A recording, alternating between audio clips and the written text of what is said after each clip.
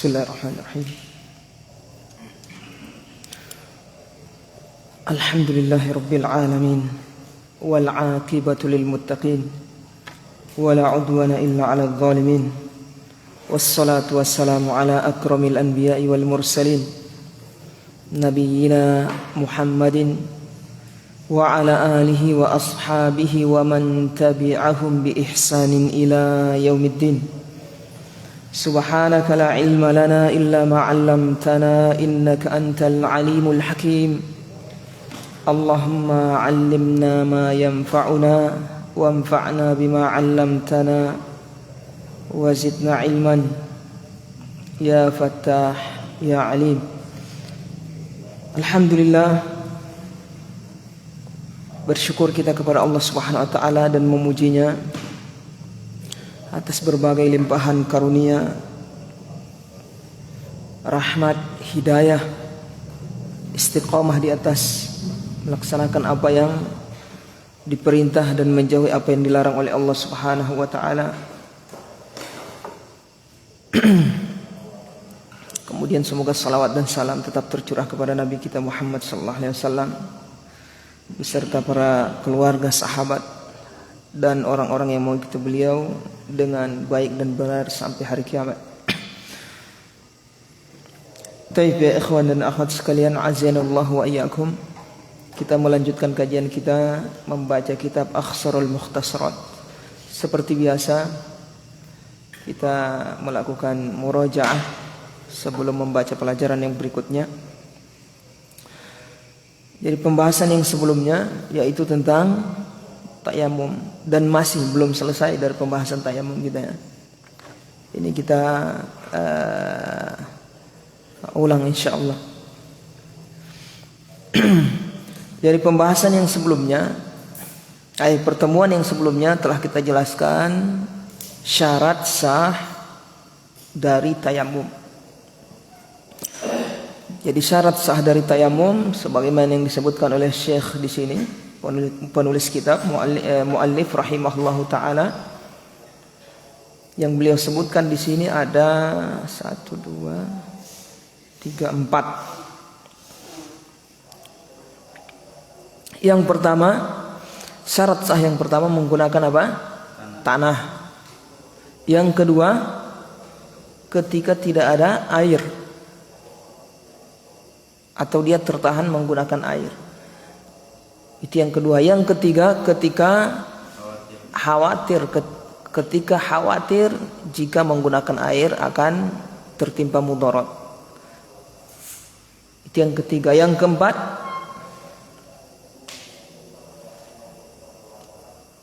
keempat, mencari air bagi orang yang tidak yakin kalau tidak ada air. Ini yang keempat, syarat yang keempat. Jadi kalau dia tidak yakin tidak ada air, maka wajib dia mencari air. Nanti kalau dia sudah cari tidak dapat, baru tayamum. Jadi tidak sah tayamumnya kalau dia tidak mencari air. Sementara masih air itu masih memungkinkan untuk didapat. Paham di sini? Nah, jadi kalau begitu dia, ini untuk orang yang uzurnya ketika tidak dapat air, bukan yang ada uzur sakit dan yang lainnya, bukan. Ketika dia tidak dapat air, maka orang seperti ini wajib mencari air. Dia cari di sekitar rumahnya, tetangganya, dan yang daerah-daerah sekitar di kampungnya. Kalau tidak ada air, barulah dia bertayamum. Paham di sini? Ini syarat keempat. Kalau tidak terpenuhi ini, maka tidak boleh. Tidak sah dia langsung melakukan tayamum. Dia harus cari air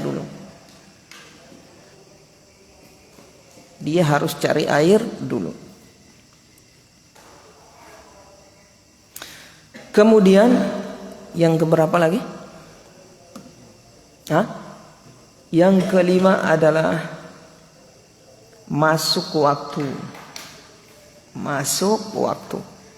untuk ibadah yang akan dia lakukan dengan tayamum tadi. Masuk waktu. masuknya waktu.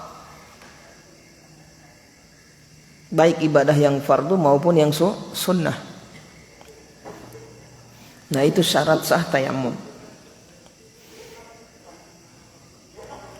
Kita ulang, yang pertama apa tadi?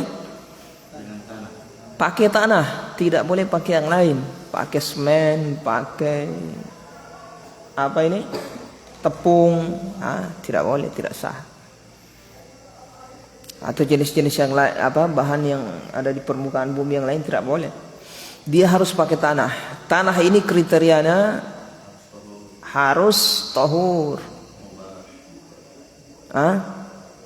Kemudian harus mubah, kemudian harus memiliki debu yang nempel. Ketika ditepuk dia nempel. Kalau antum tepuk tidak ada yang sama sekali yang nempel di tangan, berarti tidak boleh. Tidak boleh berarti. Paham di sini ikhwan? Kemudian yang keempat yang beliau sebutkan cuma 3 di sini. Ada syarat yang keempat untuk tanah ini, yaitu tidak terbakar, tanah yang tidak dibakar. Kalau tanah itu walaupun tanah ada debunya, cuma sudah diproses dibakar misalnya, maka tidak boleh lagi dipakai untuk bertayamum seperti tanah liat. Sebelum dibakar masih boleh antum gunakan. Ada debunya antum tepuk, nempel di tangan, pakai tayamum. Tapi kalau sudah dibakar, sudah jadi batu bata misalnya, antum krok, cukur, kemudian keluar debunya, antum pakai tayamum, tidak sah. Kemudian tidak ada air.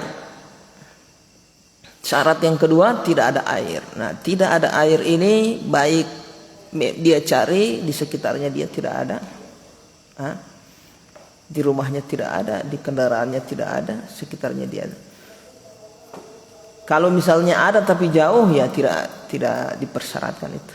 Misalnya di sini ternyata air ada di Pamuyaman misalnya, ya. Paham ini? Maksudnya yang di daerah sekitar dia, yang dekat-dekat rumahnya, tetangganya. Paham ini ya? Biar bisa dia jangkau dengan mudah. Ini tidak ada air, atau dia tertahan menggunakan air. Paham di sini ya? Tertahan menggunakan air. Artinya ada air, cuma dia tidak bisa gunakan itu air.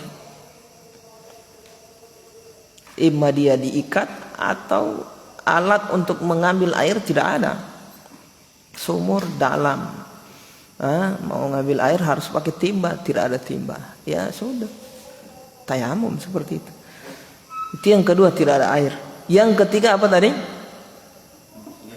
Khawatir terjadi mudarat kalau menggunakan air, atau kalau mencari air juga khawatir dia. Khawatir ini baik pada dirinya, hartanya, atau yang lainnya yang wajib untuk dia jaga seperti anak-anaknya, istrinya, atau rombongan tadi, rombongan safar. Kalau dia ambil air nanti ketinggalan, nah ini berarti saat itu dia tayamum boleh. Kemudian yang keempat apa tadi? Mencari air. Jadi dia harus cari air dulu di sekitarnya dia, di rumahnya, di daerah yang bisa dia jangkau dengan mudah ya, tidak dengan susah.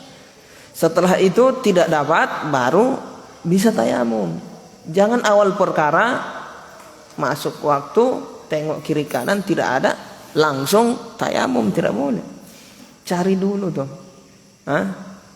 Itu syarat itu, kalau tidak sah antum tayamum. Ini bagi orang yang tidak dapat air. Kalau yang mudarat tadi ya tidak perlu. Kemudian syarat yang ke berapa? 5, masuk waktu. Masuk waktu. Kalau belum masuk waktu, maksudnya masuk waktu ini dari masuk waktu dari ibadah yang dia akan lakukan. Kalau belum masuk tidak sah. Misalnya zuhur, dia mau sholat zuhur, harus masuk waktu zuhur dulu baru sah untuk tayamum. Sebelum masuk waktu zuhur dia tayamum, tidak sah. Mau sholat duha harus sudah masuk waktu sholat duha baru sah dia tayamum untuk sholat duha. Paham ya? Dan seterusnya. Taib itu. Dan beliau jelaskan juga wa yuf'alu an kulli ma yuf'alu bil ma. Tayamum ini diamalkan sama, atau pengamalan tayamum ini sama seperti pengamalan untuk bertoharo dengan air. Untuk untuk ibadah yang kita lakukan seperti bertoharo dengan air. Artinya yuf'alu tayammum an kulli ma yuf'alu bil ma. Dilakukan tayamum ini kemarin saya terjemahkan sebagai pengganti dari apa yang dilakukan dengan air, toharoh dengan air. Ada berapa? Pengganti dari 3 perkara. Pengganti dari wudu, pengganti dari mandi, pengganti dari najis yang ada di badan yang tidak bisa disucikan dengan air. Itu ditayamumkan itu. Itu yang dimaksud oleh beliau wa yuf'alu an kulli ma yuf'alu bil ma.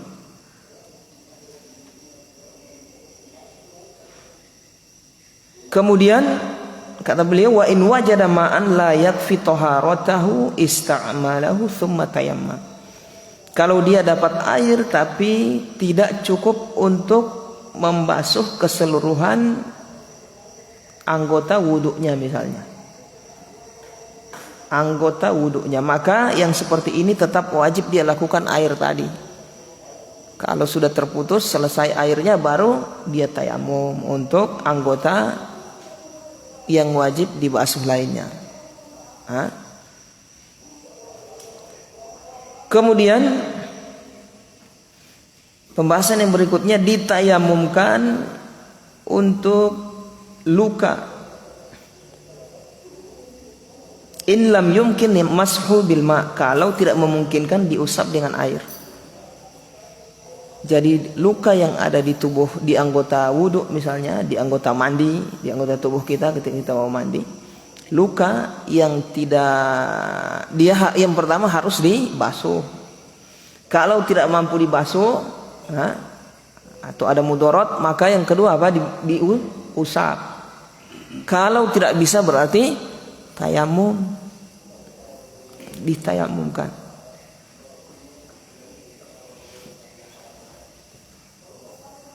Ini yang dimaksud beliau. Wa yatayammamu lil jurhi inda ghuslihi. Ditayamumkan untuk luka inda ghuslihi, ketika ingin membasuhnya.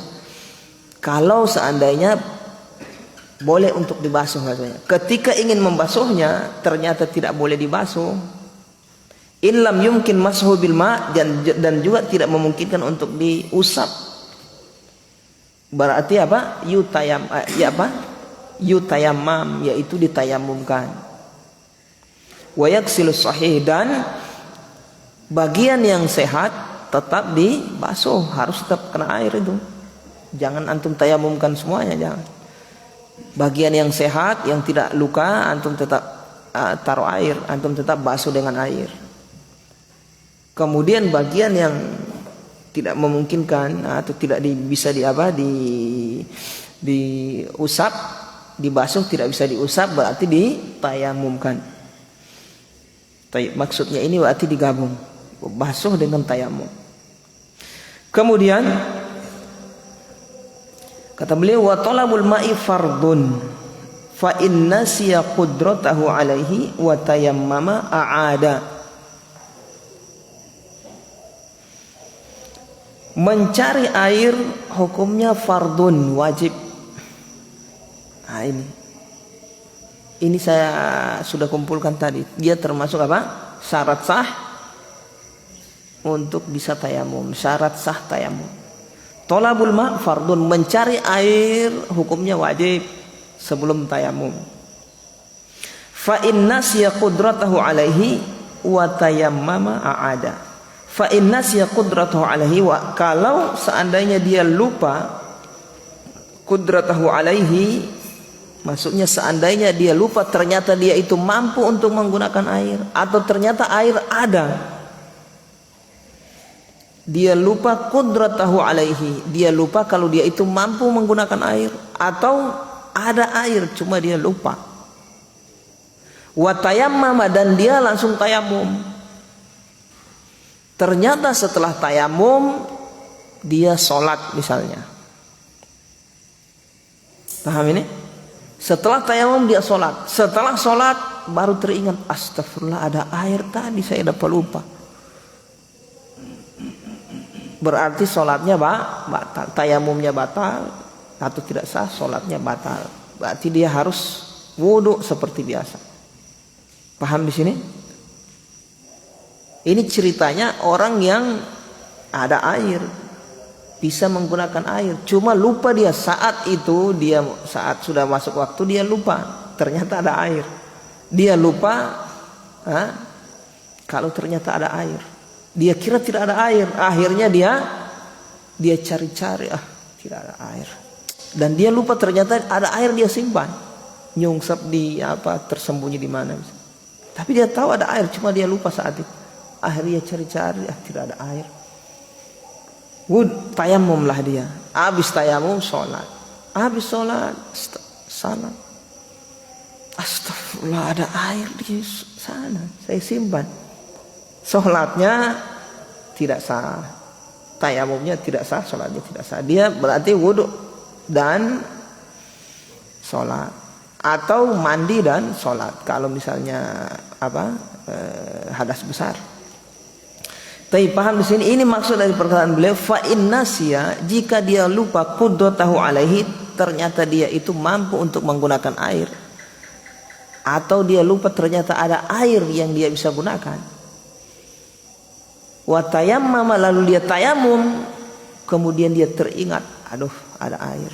Aada, hendaknya dia ulang, tayamumnya dia ulang, ya sholat yang dia lakukan selama itu dia ulang. Paham di sini? Sholat 5 waktu dia subuh tayamum, zuhur tayamum, asar tayamum, maghrib tayamum, isya. Setelah isya teringat, astagfirullah ada air.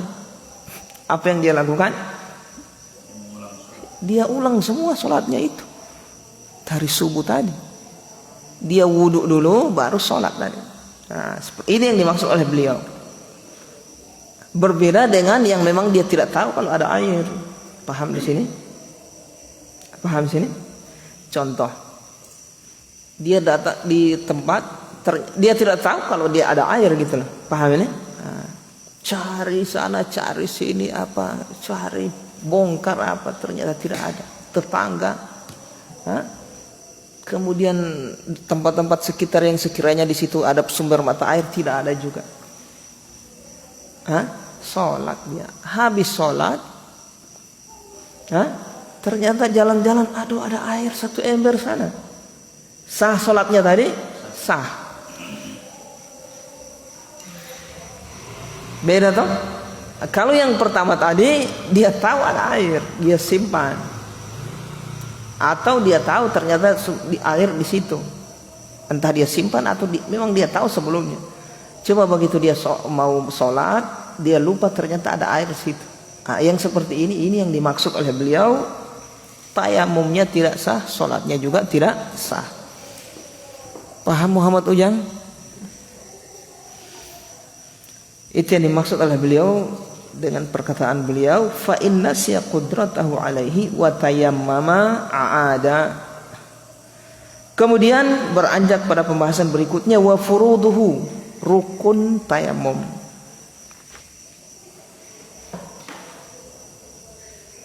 Rukun tayamum. Nah enak ini kalau rukun tayamum dia susun, dia tulis, dia dia susun seperti tersusun rapi kan, 1, 2 ya kan. Tapi syarat sah dia tidak susun, sengaja dia hambur biar nanti kita yang paham. Kita baca, ambil kesimpulan, oh ternyata syarat sah ini yang dia sebut ini. Jadi begitu aturnya. Sesekali seorang penulis kitab, seorang guru itu jangan artinya mentalkin semua, menyebutkan secara gampang. Sekali-sekali dia sebutkan pembahasan itu berserakan, biar nanti muridnya ini ambil kesimpulan supaya bekerja itu otak. Nah, ini yang dimaksud. Ini semua ini yang beliau sebutkan ini sebagiannya ada syarat sahyu yang terselip di dalam. Taib, sudah saya sebutkan tadi, itu yang saya sebutkan ada di dalam sini perkataan beliau semua. Kemudian furuduhu, rukun dari tayammum. Al-awwalu, yang pertama, mashu wajhihi. Mashu wajhihi, mengusap wajah dengan tanah tadi itu. Wajah, mengusap wajah. Paham yang dimaksud wajah ya? Nah, mulai dari tempat tumbuhnya rambut, kalau panjangnya dari tempat tumbuhnya rambut sampai ini ya, lahyain namanya ini. Ini ada tulang yang ini itu. Kalau ke bawahnya sini bukan wajah. Ini ada tulang rahang ini. Nah, itu sampai ke tempat tumbuhnya rambut. Itu kalau panjangnya. Kalau lebarnya dari anak telinga sampai ke anak telinga yang sebelahnya, lebar. Itu harus kena air semua itu. Kalau yang basuh, di tayamum juga itu seperti itu, yang harus kena debu. Paham di sini ikhwan? Itu yang harus kena debu. Termasuk yang wajib kasih kena debu ketika tayamum adalah jenggot. Bulu yang nempel di wajah, jenggot semua harus kena. Bagian luarnya saja. Jadi kalau antum debu, ada jenggot, berarti jenggotnya kasih kena debu bagian luar, taruh. Untuk bagian dalamnya tidak wajib. Paham ini? Tidak. Kemudian wa yadaihi ila ku'aihi. Rukun yang kedua, mengusap dua tangan ila ku'aihi, sampai ku'-nya, sampai ku'. Jadi bukan sampai mirfak. Kalau mirfak siku, kalau ku' ini ku' pergelangan. Kalau bahasa Arab itu ku' tulang yang menonjol yang sejajar dengan ini? Ibu jari. Yang sejajar dengan ibu jari, tulang menonjol ini namanya ku'. Bahasa Arab. Kalau yang sejajar dengan kelingking ini, tulang ini namanya kursu, bahasa Arab. Kalau antum belajar bahasa Arab, namanya kursu. Semua ini namanya rusuk. Ro, sin, goin, rusuk. Semua namanya rusuk. Pergelangan. Paham siapa? Bayu. Kalau belajar di mana, di Dursul Lughah dikasih tahu itu ada itu. Ya kan? Kalau jari jemari ibham, sababah, wusta, khinsir, binsir. Khinsir, binsir ini namanya. Ini khinsir, jari manis. Ada nama semua ini.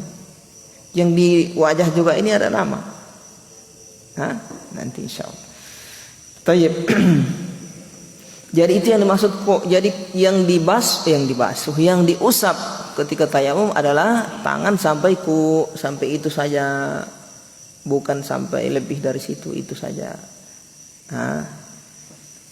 Sampai itu saja yang diusap. Paham di sini? Itu rukunnya. Tata caranya seperti apa? Antum ke tanah, tepuk, antum tepuk sekali apa dua kali terserah. Yang penting ada yang nempel. Tanah nempel tuh. Apa yang diusap duluan? Tangan dulu apa wajah? Wajah. Harus tertib. Tergantung, nanti dia sampaikan. Kalau tayamumnya dari wudu, pengganti wudu, berarti harus tertib. Kalau tayamumnya pengganti dari mandi, tidak harus tertib. Kalau misalnya dia tayamum dari pengganti dari wudu, harus tertib, harus wajah dulu baru tangan. Kalau tayamumnya dari mandi terserah mau dia tangan dulu, wajah dulu, tidak ada masalah. Nah ini dari wudhu misalnya. Setelah dia tepuk ada yang nempel. Nah kan ada yang nempel di bagian telapak tangan ini, ada yang nempel di bagian jari, telapak jari. Ya, begitu bahasa Indonesianya. Ada yang di sini telapak tangan sini, ada yang di telapak jari sini. Nah yang di telapak jari ini itu yang dia taruh di wajah. Yang nempel di telapak jari ini itu yang dia taruh di wajah. Nah, dia kayak pakai bedak, akan kena semua. Lubang hidungnya jangan, bagian luar saya jangan, bahaya. Apalagi antum taruh di mulut, bahaya. Luar sudah kena semua, kayak orang pakai bedak itu sudah. Tapi yang nempel di sini. Kemudian sisanya yang nempel di sini itu yang untuk tangan. Yang nempel di bagian sini tanah. Antum usap apa? Tangan, untuk tangan kanan dulu yang sunnah. Kalau antum putar ya boleh juga, cuma menyisir sunnah. Antum usap yang ini. Kemudian antum sela-sela. Gitu. Bagian dalamnya tidak usah ada tanah situ. Paham ini? Setelah itu yang tanah yang tadi ini di sini untuk tangan kiri begitu. Sampai kok sudah. Kemudian di sela-sela begitu. Kena tanah semua sudah. Doa. Kalau di tanah habis dari wajah. Ambil lagi. Ambil lagi kalau habis. Sama seperti air. Kalau misalnya habis air di gayung ya antum ngambil lagi tuh, sama seperti tanah. Lagi seperti itu sama. Kalau ini Ustaz, kalau ada luka di muka Ustaz, tidak boleh kena air, tidak boleh kena debu, infeksi. Tidak boleh kena air, semua air area wajah. Dia celaka lecet luka ini. Kalau yang bagian sini saya yang luka tidak bisa kena air, debu, berarti cuma ini yang dibasuh. Bagian sini dibasuh, tetap wajib dibasuh sebelahnya itu. Yang ini tayamum tidak bisa ditayamum. Berarti dia kan pakai perban itu.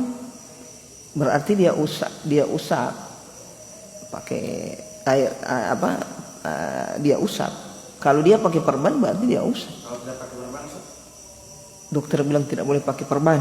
Biasanya luka-luka yang tidak perban juga aja begitu Ustaz. Kalau tidak bisa kena air, tidak bisa kena debu, berarti biarkan saya. Paham di sini? Tidak ada tata cara yang lain. Cara itu cuma 3. Basuh, usap, tayamum. Ada yang ketiga? Tidak ada. Lanjut ya. Nah itu tata caranya. Itu rukunnya tadi, mengusap wajah, kemudian tangan sampai pergelangan. Bukan gelang tangan ini, isinya.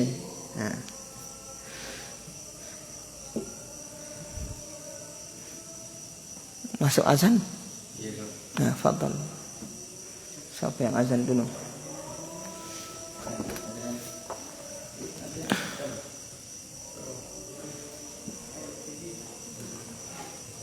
Yang baku tolak azan, pahala besar itu.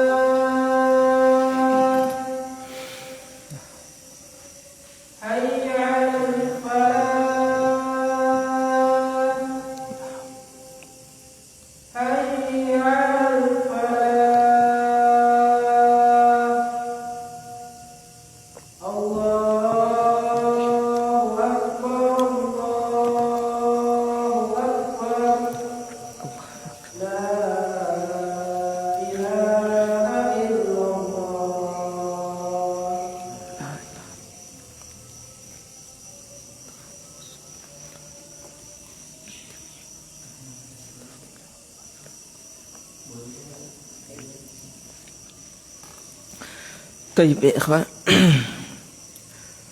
Kita lanjutkan. Wa fi asghar tertibun wa muwalatun aidan. Adapun pada asghar, hadas kecil ditambah dengan tertib dan muwalah aidan juga. Artinya kalau tayamum dari pengganti hadas kecil, pengganti wudhu, maka rukunnya ada 4. Yang pertama mengusap wajah, yang kedua mengusap tangan sampai ku' tadi itu. Kemudian yang ketiga tertib, yang keempat mualah, berkesinambungan, tidak terputus. Ada 4 berarti ya, rukun pada tayamum pengganti dari hadas asghar, dari wudhu. Adapun tayamum pengganti dari hadas besar, maka hanya 2. Paham ini? Mengusap wajah dan mengusap tangan sampai ku'. Tidak wajib, tidak harus tertib dan tidak harus mualah. Antum ingat itu. Dibutuhkan nanti itu di pembahasan fikih yang lebih luas.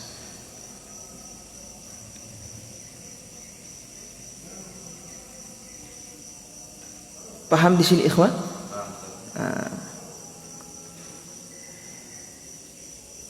Wa niyatul istibahati syartun lima yatayammamu lahu au yutayammamu lahu. Niat istibahah adalah merupakan syarat lima yutayammamu lahu, untuk ibadah yang untuk ibadah yang ditayamumkan, untuk diamalkan, dikerjakan. Untuk ibadah yang akan untuk ibadah yang ditayamumkan, itu yang dimaksud. 5 yutayammamu lahu.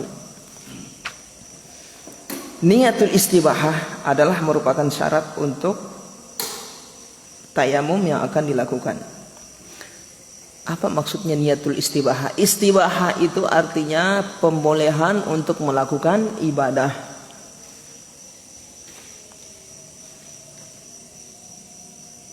Pembolehan melakukan ibadah.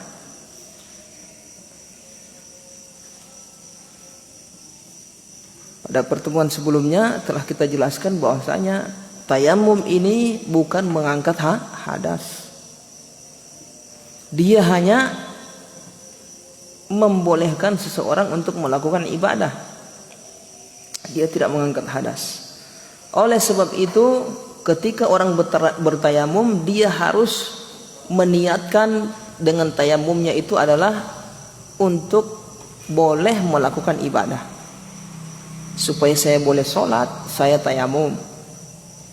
Supaya saya boleh tawaf, saya tayamum. Supaya saya boleh megang mushaf, saya tayamum. Supaya saya boleh berdiam di masjid, saya tayamum. Paham di sini ikhwan? Ah? Nah, itu maksudnya. Jadi dipersyaratkan, berarti syarat termasuk syarat anu lagi ini. Termasuk syarat tayamum lagi ini. Jadi termasuk syarat tayamum bisa antum tambahkan, yaitu meniatkan istibahah, bukan meniatkan mengangkat hadas.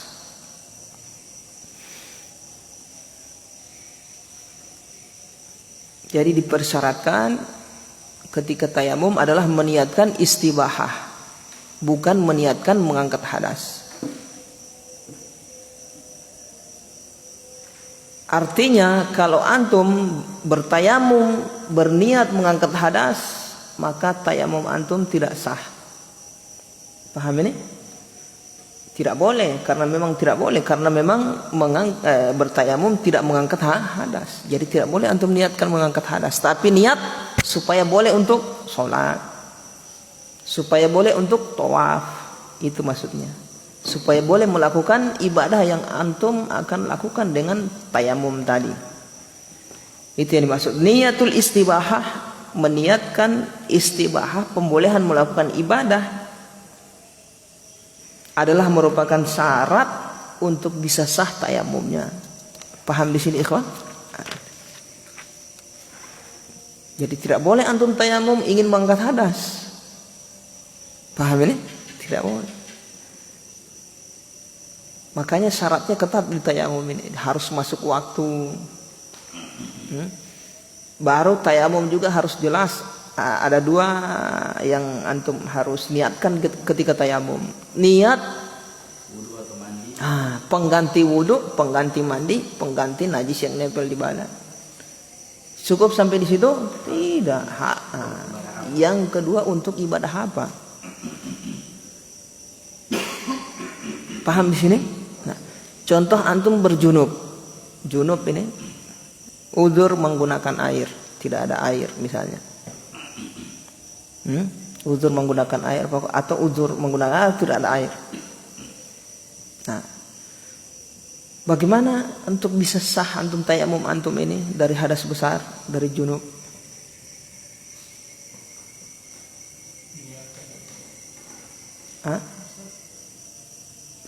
Syarat sahnya tadi itu, syarat sah yang saya sebutkan tadi. Di antaranya harus masuk waktu. Harus diterapkan itu, masuk waktu, pakai tanah dan seterusnya. Di antaranya masuk waktu. Artinya kalau antum tayamum sebelum masuk waktu misalnya tidak sah. Jadi agak ketat kalau di tayamum ini. Jadi kalau antum junub tadi itu misalnya, ya niat sekedar antum tayamum untuk junub saja tidak cukup. Untuk ibadah apa, iya kan? Sholat, berarti kalau sholat zuhur ya harus masuk waktu dulu. Begitu berarti sah tayamum antum dari junub tadi ketika sudah masuk waktu sholat, supaya antum bisa pakai sholat. Iya. Kalau antum tayamum untuk sholat zuhur, ini saya hadas besar ini junub. Belum masuk waktu zuhur, saya mau sholat zuhur, saya tayamum dari sekarang, tidak boleh. Paham di sini ikhwan? Tidak boleh.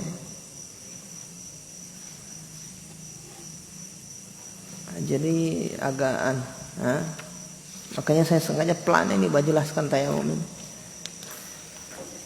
Baik.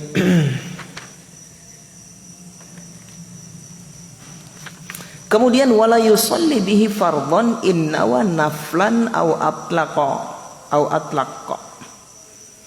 Tidak boleh baginya, bagi seorang itu untuk sholat bihi dengan tayamum tadi fardhon, sholat fardu, innawa naflan, kalau dia meniatkan untuk sholat sunnah, au atlaq, atau dia memutlakkan niatnya, tidak menentukan mau sholat sunnah atau mau sholat wajib.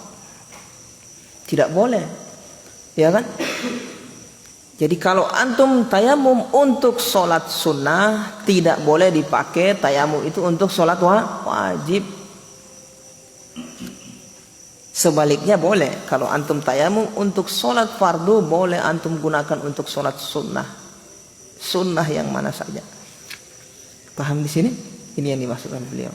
Wala yusalli bihi fardun inna wa naflan. Tidak boleh seorang itu sholat fardu kalau dia niatkan tayamumnya tadi sholat nafilah, sholat sunnah.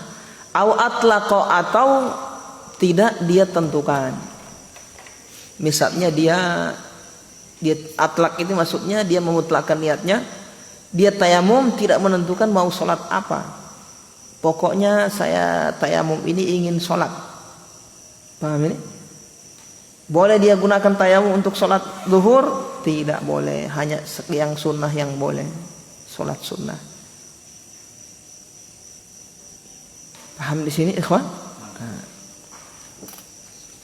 Kemarin saya sebutkan kan ada berapa derajat tingkatan? 5 ya? Sholat 6. Yang pertama sholat wajib, yang kedua sholat sunnah, yang ketiga tawaf. Tawaf, kemudian memegang mushaf, kemudian membaca Al-Quran, kemudian berdiam di masjid. 6. Yang paling tinggi adalah sholat. Apa maksudnya? Kalau antum sudah niatkan yang paling sholat juga ada tingkatan kan? Kalau antum sudah niatkan untuk sholat wajib, antum boleh untuk semuanya. Boleh untuk sholat sunnah, boleh untuk tawaf, apalagi boleh untuk baca Al-Quran. Kalau misalnya di saat antum junub kan terlarang baca Al-Quran. Antum untuk bisa baca Al-Quran harus tayamum. Ya. Paham di sini? Nah, baca Al-Quran, megang mushaf dulu baru baca Al-Quran. Jadi kalau antum niat untuk sholat fardu semuanya bisa, semuanya bisa. Kalau niatkan untuk sholat sunnah saja, sholat wajib bisa, tawaf bisa tidak? Bisa. Megang mushaf apa lagi? Diam di baca Al-Quran apa? Paham di sini? Tawaf juga itu ada 2. Ada tawaf yang wajib, ada tawaf yang sunnah. Kalau dia niatkan tayamumnya untuk melakukan tawaf yang sunnah, tidak boleh dia pakai untuk tawaf yang wajib. Sebaliknya boleh, kalau tawaf yang wajib berarti boleh dia gunakan. Sekarang saya tanya, dia tayamum untuk melakukan sholat sunnah, boleh dia gunakan untuk tawaf yang wajib atau tidak? Ayo, bab pikir. Boleh anjung? Boleh. Boleh, karena sholat yang paling tinggi. Jadi sholat tingkatannya sholat, tawaf, megang mushaf, baca Al-Quran, berdiam di masjid. Paham ini? Kalau dia untuk sholat, baik sholat wajib, sholat sunnah, boleh untuk yang lain. Tawaf, kalau dia niatkan dia untuk tawaf yang wajib, boleh tawaf sunnah. Kalau dia niatkan untuk tawaf yang sunnah, tidak boleh yang wajib. Tapi tadi untuk dia niatkan tawaf sunnah, boleh untuk megang mushaf yang dibawa dari itu. Boleh megang mushaf, boleh baca Al-Quran, boleh diam di masjid. Paham di sini? Nah, kalau antum tanya kenapa susunan seperti ada dalilnya apa? Memang ada tingkatan disebutkan oleh para ulama. Kenapa baca Al-Quran megang mushaf dulu baru baca Al-Quran, baru diam diri masjid, ada tingkatan. Itu ada apa disebutkan oleh para ulama tentang kadar tentang derajat yang diperselisihkan oleh para ulama. Paham ini? Nah, karena menyentuh mushaf bagi orang yang junub, apalagi itu hampir terjadi kesepakatan di kalangan para ulama. Makanya derajatnya lebih di atas daripada baca Al-Quran. Jadi baca Al-Quran derajat di bawah. Sudah insya Allah antum paham, antum hafal saja susunan itu. Nanti kenapa 5 begitu, kenapa ini yang di bawah, itu di kitab-kitab yang luas itu dijelaskan, itu susunan seperti itu, kenapa seperti itu. Sekarang hafal dulu, tasawur dulu gambarannya seperti apa, itu yang penting. Kemudian wa yabtulu bi khurujil waqti. Kemudian beliau menyebutkan pembatal tayamum. Wa yabtulu bi khurujil waqti wa mubtilatil wudu'i wa bi wujudi ma'in in tayammama li faqdihi. Ada 3 pembatal wudu beliau sebutkan di sini. Yang pertama khurujul waqt. Wa yabtulu bi khurujil waqt, keluar waktu. Yang kedua mubtilatil wudu, dengan melakukan segala yang membatalkan wudu. Antum melakukan pembatal wudu, batal juga tayamum. Habis tayamum kentut, ya batal. Antum tayamum lagi tuh kalau ingin sholat, iya kan? Atau antum kincing juga, buang air, sama, batal tayamum. Kemudian wabi wujudi ma'in in tayammama li faqdihi, kemudian batal dengan adanya air. In tayammama li faqdihi, kalau tayamumnya itu karena tidak ada air. Dia tayamum karena tidak ada air, tiba-tiba dibawakan air, batal berarti tayamumnya tadi. Walaupun dia sementara sholat, Allah Akbar, pas rakaat terakhir tasyahud, orang napa air om. Ya, kong dia sholat tadi misalnya baca surat Al-Baqarah misalnya tuh, rakaat pertama surat Al-Baqarah, rakaat kedua Al-Maidah misalnya. Pas tasyahud akhir, orang bawa air 1 ember. Alhamdulillah istiqmah itu bawa air. Alhamdulillah orang kasih air, ini apa air? Sholat batal. Taib. Nah, jadi batal. Taib, kita jelaskan satu persatu. Ya, yang membatalkan tayamum yang pertama keluar waktu. Keluar waktu. Jadi antum misalnya bertayamum ingin sholat apa? Zuhur. Ingat, kalau antum bertayamum ingin sholat zuhur harus terpenuhi syarat, waktu harus sudah masuk dengan syarat-syarat yang lain. Kemudian setelah antum sholat zuhur, tayamum belum batal, ini belum kincing, belum apa, kentut, apa yang lainnya, melakukan pembatal yang lainnya. Keluar waktu zuhur, tayamum batal dengan sebab keluar waktu tadi. Ingin sholat asar lagi, antum harus tayamum lagi. Begitu.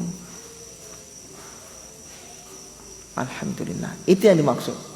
Kemudian mubtilatil wudu, batal tayamum itu dengan melakukan pembatal wudu. Jadi semua pembatal wudu juga membatalkan tayamum. Yang ketiga, adanya air bagi orang yang uzur karena tidak ada air tadi. Tiba-tiba muncul air, atau dia sehat misalnya. Uzur menggunakan air karena sakit. Begitu di pertengahan, di rakaat ke-4 misalnya sholat zuhur, so sehat ini, so tidak panas, batal. Wudu, tayamum batal. Antum berarti harus apa? Tayamum. Tergantung antum hadas apa antum ini, hadas kecil atau besar. Kalau hadas besar ya tayamum dari hadas besar. Kalau hadas kecil, paham di sini ikhwan? Nah, tadi mungkin antum bertanya, boleh digabung? Boleh. Antum sekarang junub pengen sholat zuhur, sudah antum gabung dengan 1 kali tayamum untuk apa? Hadas kecil, hadas besar. Pengganti hadas kecil besar bisa 1 kali saja. Paham di sini? Nah, kalau antum double juga tidak ada masalah. Baik, paham di sini ikhwan? Nah, itu pembatal tayamum. Kemudian wasunna li rajihi ta'khirun li akhiri waqtin mukhtarin. Disunnahkan, kemudian perkara yang disunnahkan ini, perkara yang sunnah dalam tayamum. Wasunna li rajihi, sunnah untuk yang mengharapkan adanya air, ta'khirun mengakhirkan, tayamum li akhiri waktin mukhtarin, sampai akhir waktu yang mukhtar. Nah, jadi sunnah hukumnya. Ini ceritanya orang yang tidak dapat air. Nah, tidak dapat air. Orang yang tidak dapat air sementara waktu sholat sudah masuk, apa yang dia lakukan? Adalah mencari air. Sekarang dia tidak dapat air, cuma dia harapkan, artinya prasangka kuat dia bisa dapat air. Atau sudah ada orang telepon misalnya, insya Allah air sementara dibawa atau sedang akan dibawakan, insya Allah. Mau cari-cari dulu atau apa tuh? Orang seperti ini sunnah dia akhirkan sholatnya sampai akhir, bukan sampai selesai waktu mukhtar ya, sampai mau mepet dekat-dekat, baru dia tayamum sholat. Ini yang sunnah, yang afdol. Tapi kalau dia sholat di awal waktu boleh, cuma tidak afdol. Yang afdol dia akhirkan dulu sambil nunggu air tadi. Tapi kalau dia sudah tidak sabaran, sudah sholat di awal waktu boleh, cuma yang afdol dia akhirkan. Ini orang yang mengharapkan ada air ya. Adapun orang yang memang putus asa, memang tidak ada air, ya sudah, yang sunnah adalah di awal waktu. Ini yang memang orang yang memang masih mengharapkan adanya air.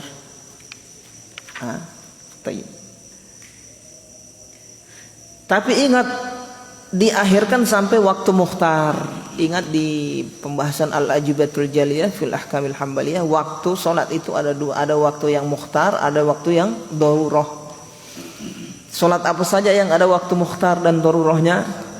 Asar dan isya. Selain itu tidak ada.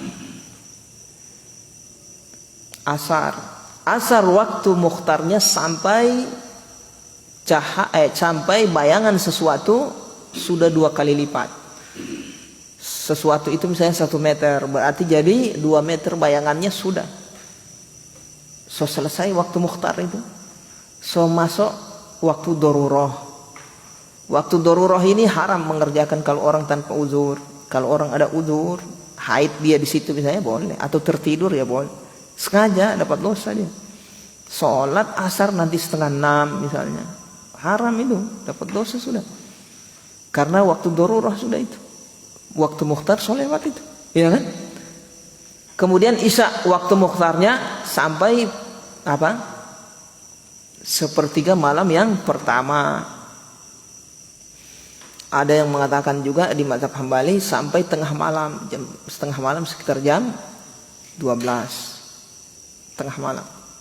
Malam dibagi 2 maksudnya tengah malam. Tapi paham di sini? Nah, lewat dari itu waktu darurah haram. Sebelum itu namanya waktu mukhtar.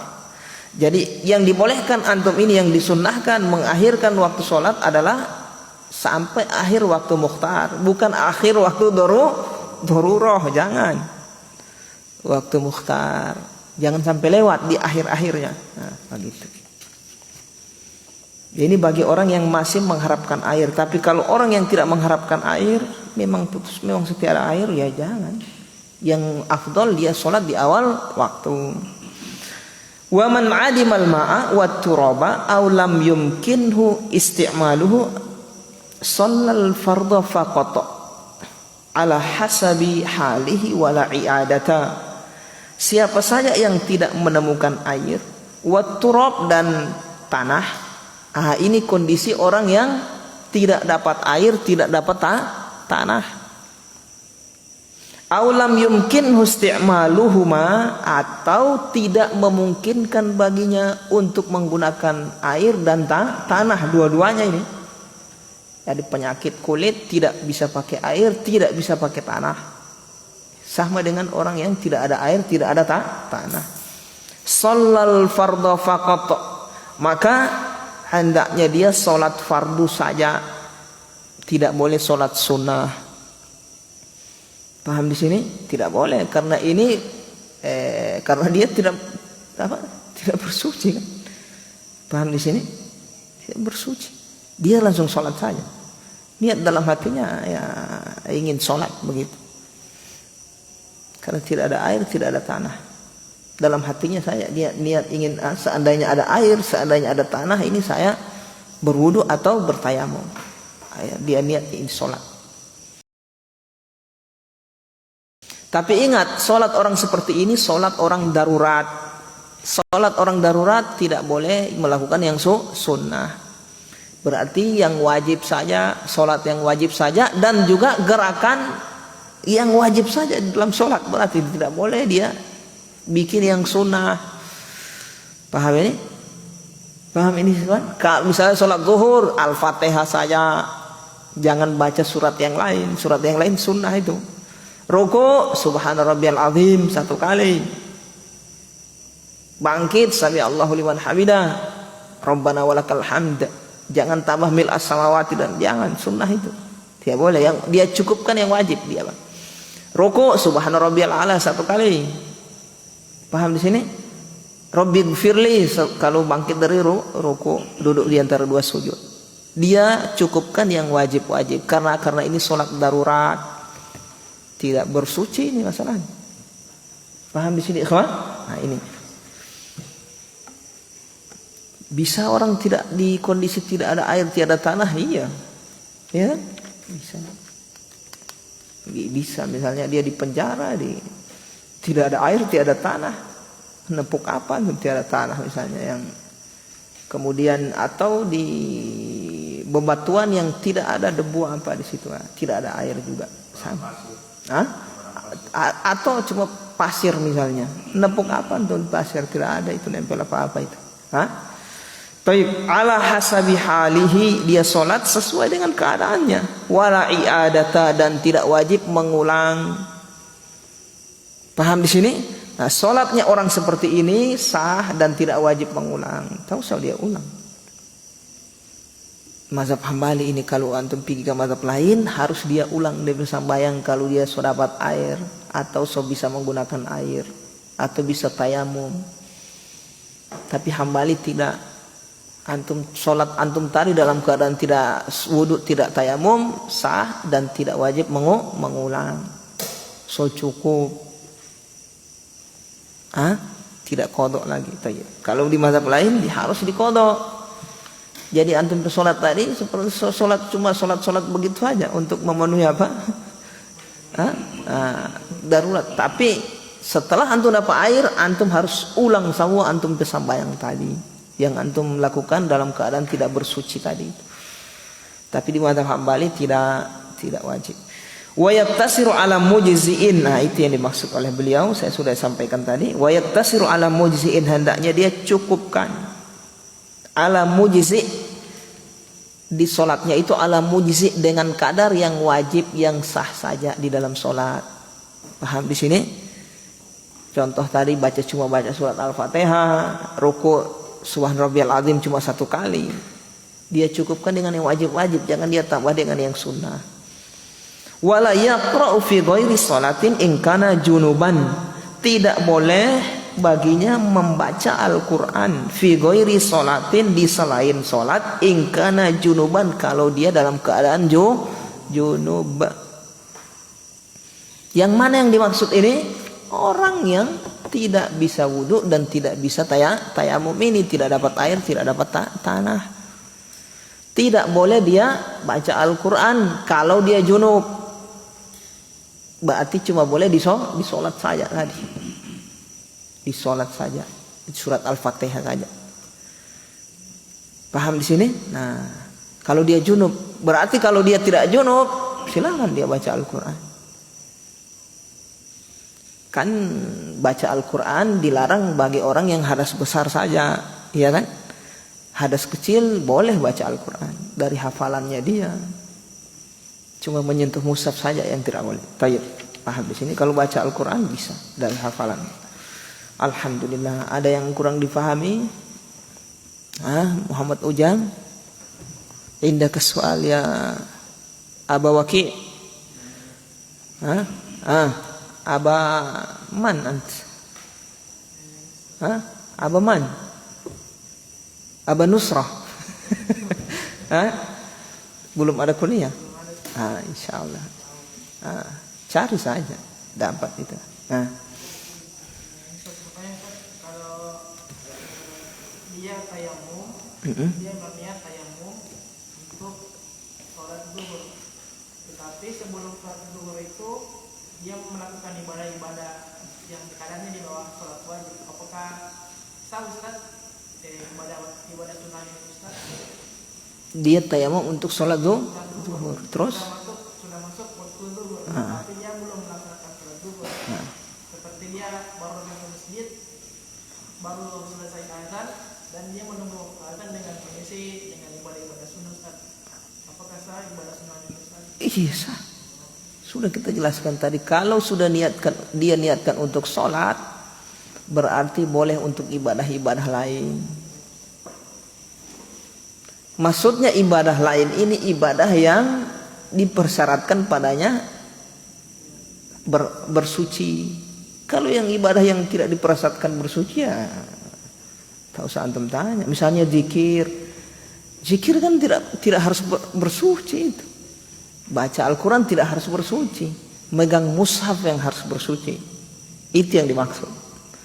Kalau antum bilang baca Al-Quran kan tidak harus bersuci. Kalau antum bilang dia megang mushaf, iya. Paham ini? Netap di masjid, iya. Tawaf, iya, karena itu syarat harus bersuci. Adapun yang tidak dipersyaratkan bersuci, ya biar bukan itu yang dimaksud. Paham ya? Kalau dia niatkan untuk sholat, tayamum untuk sholat, bisa untuk yang lain. Bisa untuk megang mushaf, bisa untuk baca Quran bagi yang junub. Dia tayamumkan tadi, bisa untuk tawaf wajib, tawaf sunnah bisa. Nah, bisa untuk menetap di masjid. Paham? Alhamdulillah. Yang lain. Punya? Ada? Tidak ada. Alhamdulillah. Paham. Asran. Musa. Siapa namanya? Mulat bin Musa, iya. Taib, Zulkifli. Belum ada. Taib, Pak Yanto tidak ada ya? Paham ya Pak Yanto? Silakan.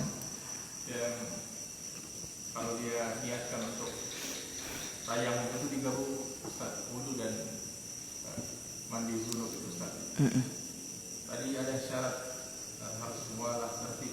Kalau diniatkan itu juga untuk keduanya itu tertib, terus dia harus tertib. Berarti ya yang besar saja. Berarti tidak harus tertib itu, karena dia kan yang besar. Artinya kalau dia sudah untuk tayamumnya untuk yang besar, ya yang kecil mengikut begitu. Jadi tidak harus mualah. Paham saya maksudnya?